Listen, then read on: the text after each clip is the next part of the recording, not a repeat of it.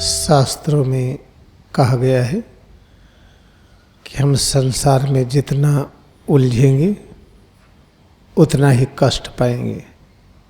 तो संसार कहते किसको हैं? जो इंद्रियों से हम अंधकार की अनुभूति करते हैं उसे संसार कहते हैं।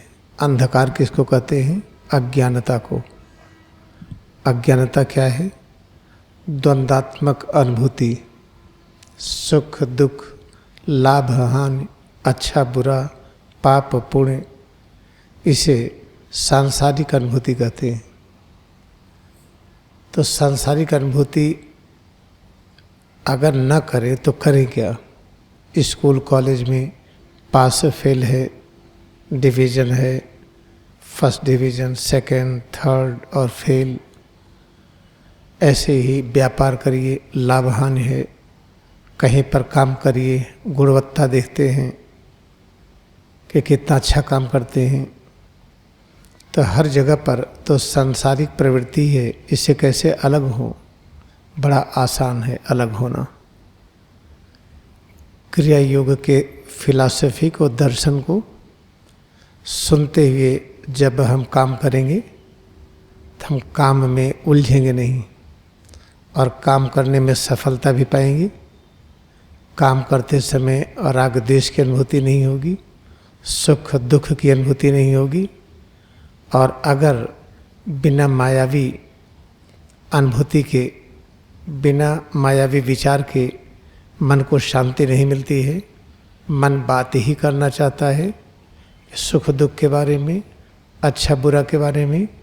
इसलिए एक ऐसी पुस्तक है आपके पास जिसमें आध्यात्मिक विरासत के साथ साथ सांसारिक क्रियाकलाप का भी वर्णन है। वह है योगी कथामृत। आप इसमें पढ़ेंगे तो इसमें पूरे परिवार का वर्णन है। कैसे परिवार चलता है, माता पिता कैसे रहते हैं, उनका बच्चों से क्या संबंध है, पति पत्नी का आपस में क्या संबंध होना चाहिए, गुरु शिष्य का क्या संबंध है, कैसे व्यापार अच्छा करें, और तरह तरह की चीज़ें हैं।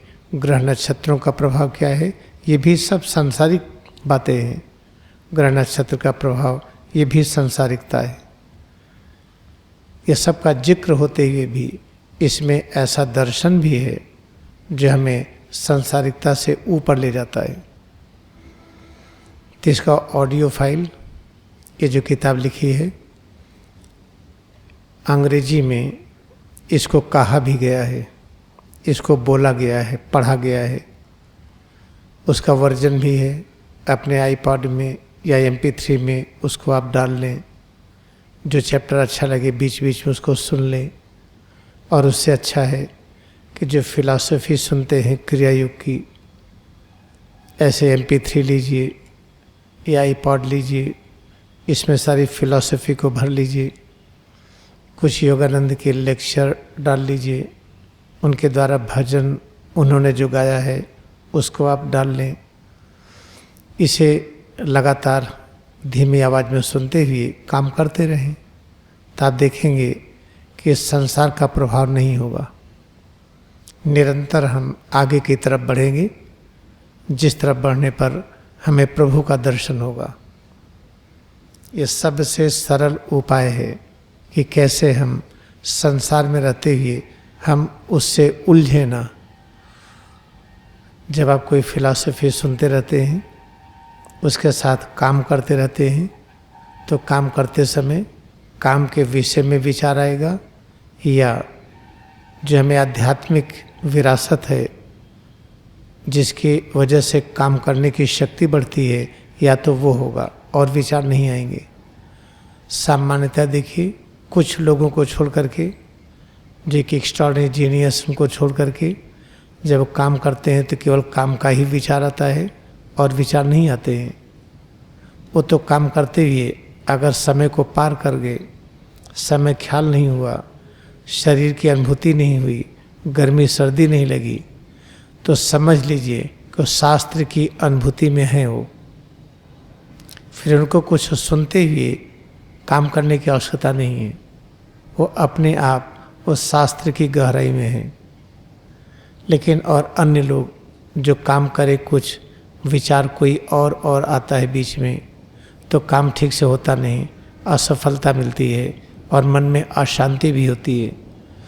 ऐसे लोगों के लिए आवश्यक है कि क्रियायोग की जो फिलॉसफी है उसको आप अच्छी तरह से सुनते हुए काम करिए।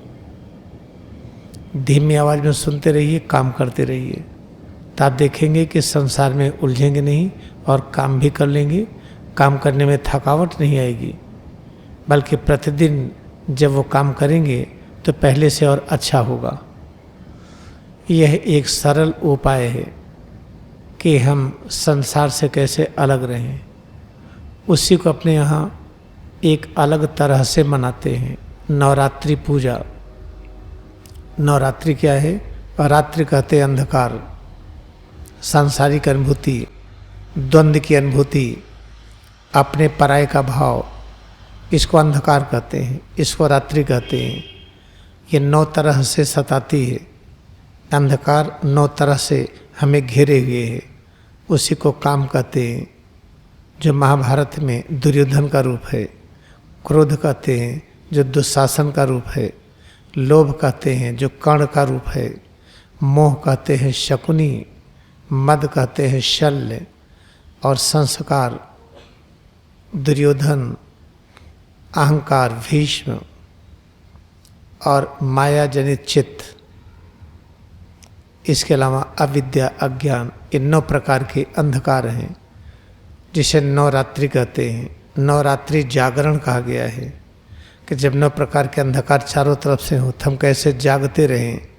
इसका वही उपाय है कि क्रिया योग ध्यान जब हम करेंगे तो काम, क्रोध, लोभ, मोह, मद, मत्सर ये सताएगा नहीं।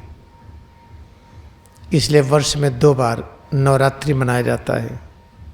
नवरात्रि जिस तरह से मनाते हैं वो रिचुअल है, उसमें कुछ होता नहीं है, उपलब्धि न के बराबर है।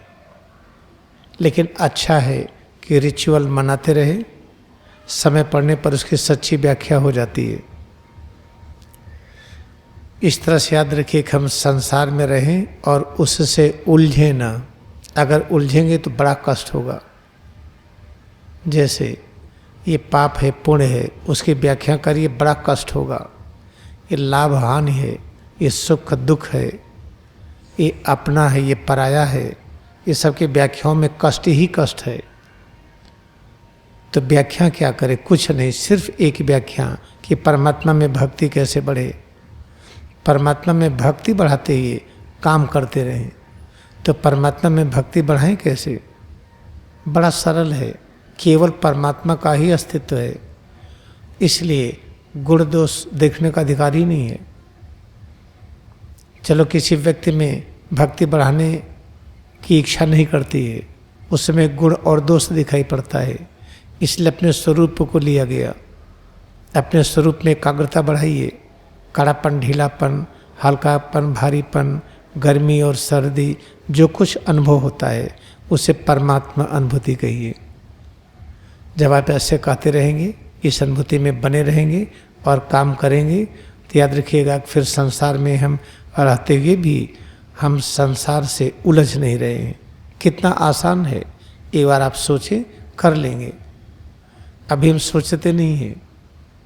देखिए, जब रिचार्जिंग करते हैं, इसके बारे में जो जानता नहीं वो सोचता है इसको करने से क्या होगा। अरे दौड़िए, जॉगिंग करिए, फावड़ा चलाइए, कुश्ती लड़िए, जिम्नास्टिक करिए, ये सब करिए, इससे होता है। ऐसे ऐसे करने से क्या होने वाला है, ये जो किया जाता है, क्योंकि उसको संसारिकता दिखाई पड़ती है। वो संसारिकता में वो आच्छादित है, इसलिए उसको इसके विषय में पता नहीं है। इसलिए याद रखिए कि सर्व सुलभ साधन है, क्रिया योग ध्यान है। इसकी फिलॉसफी को अपने पेन ड्राइव में भर लीजिए। कुछ परमहंस योगानंद के लेक्चर डाल लीजिए, कुछ उनकी बहुत अच्छी गाई हुई भजनें हैं वो डाल लीजिए, योगी कथामृत का अंग्रेजी में ऑडियो है वो डाल लीजिए, या धीरे धीरे हिंदी में पढ़ करके कोई हिंदी में पढ़े उसको रिकॉर्ड करके उसको भी डाल लीजिए, तो आपको किताब खोलने की आवश्यकता नहीं। जिस चैप्टर को आपने चाहा आप उसमें करके आपने सुन लिया। तो ये सर्वसुलभ तरीका है कि हम संसारिकता से उलझेंगे नहीं, संसार में फंसेंगे नहीं और रहेंगे इसी में। इसमें रहते हुए अगर हम पास हो गए, हम संसार में नहीं फंसे, तो याद रखिएगा फिर एक ऐसी स्वतंत्रता की अनुभूति होती है, उसके बारे में वर्णन नहीं है। जब आप आना चाहें आएं और जब जाना चाहें तो चले जाएं। इतनी स्वतंत्रता होती है कि आप मानव रूप में भी बने रहें और कहीं पर कुछ और आवश्यकता पड़े तो जानवर भी बन जाएं, पेड़ भी बन जाएं, कोई भूखा हो फल बन जाएं, कोई प्यासा हो पानी बन जाएं। इतनी स्वतंत्रता होती है कि हम कुछ भी कर लें। तो याद रखिए, अब फिर से हम संकल्प को दोहराएं, हम प्रयास करें कि हमेशा काम करते हुए हम क्रिया योग के फिलॉसफी को, इसके सिद्धांत और दर्शन को सुनते हुए काम करेंगे। जब उसके सुनने से उबने लगे तो इसका मतलब ये हुआ कि अभी क्रिया योग ध्यान और अधिक करने की आवश्यकता है।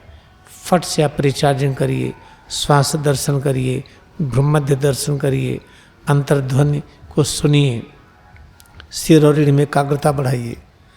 आप 10-5 मिनट समय दीजिए, फिर आपको अच्छी तरह से सुनने का मन करेगा और एक ही वाक्य में पूरा महाभारत, श्रीमद् भगवद गीता और रामचरितमानस और रामायण, बाइबिल, वेद सब उसमें आ जाएंगे। कोई भी एक लाइन आप अगर सुन रहे हैं क्रिया का सिद्धांत और दर्शन, तो आप देखेंगे उसी में सब कुछ आएगा। अगर एक लाइन सुनते हुए दिन भर सुने और ऊबे नहीं, इसका मतलब ध्यान की गहराई में आ गए। ऐसे करते करते एक दिन हो जाएगा, बनत बनत बन जाइए। लाड़ी मासा ने कहा निराश मत होइए, बस करते जाइए, एक दिन पहुंच जाएंगे। स्ट्राइव एंड स्ट्राइव, ये will achieve. Knock and knock, door will be open. ये मत सोचिए कि हम आज ही कर लें, ऐसा नहीं है। इस बात को याद रखिएगा कि बनत बनत बन जाइए। इस सिद्धांत को हम भूलेंगे नहीं और प्रयास करिए, जो हम सुन रहे हैं उस पर चलने का प्रयास करिए। इस किताब को हमेशा साथ रखें। जब तक आपके पास MP3 नहीं होता, iPod नहीं होता है, सुनना प्रारंभ नहीं करते हैं, तब तक बीच बीच में इसे खोल के पढ़ लीजिए।